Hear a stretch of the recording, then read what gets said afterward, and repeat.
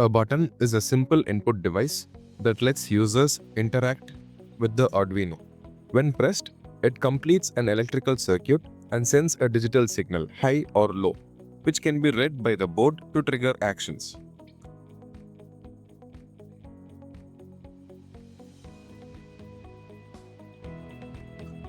Let us break down what this code is doing. First, we begin the pin connection to the button. We are using digital pin D12 to read the button's state.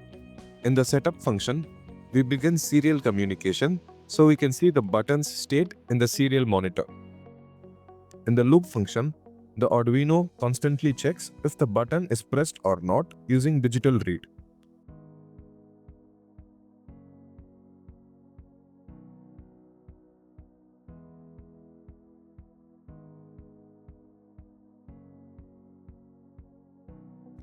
The result printed is 1 when the button is not pressed and 0 when it is pressed. A tiny delay is added for stability between readings.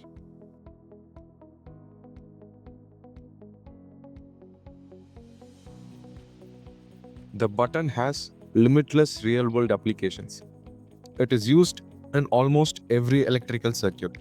It is used to turn devices on or off, used to trigger actions like start, pause, or reset, can act as an emergency stop in safety systems, and it can also serve as an input device.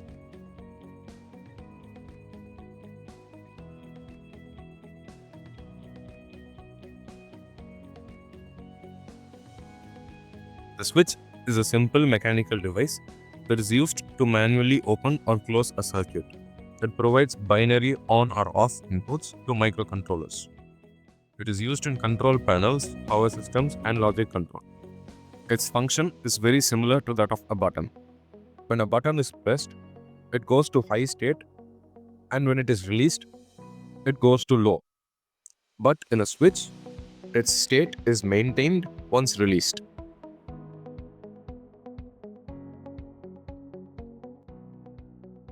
Let us take a look at the sketch.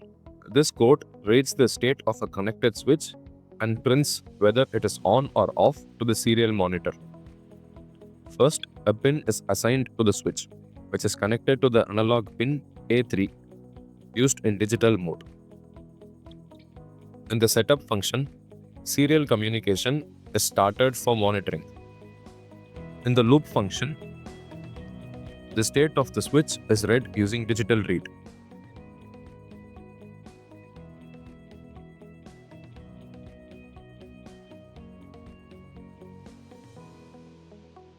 If the switch is on, it prints switch state on. If it is off, it prints switch state off. A short delay is added to avoid flooding the serial monitor.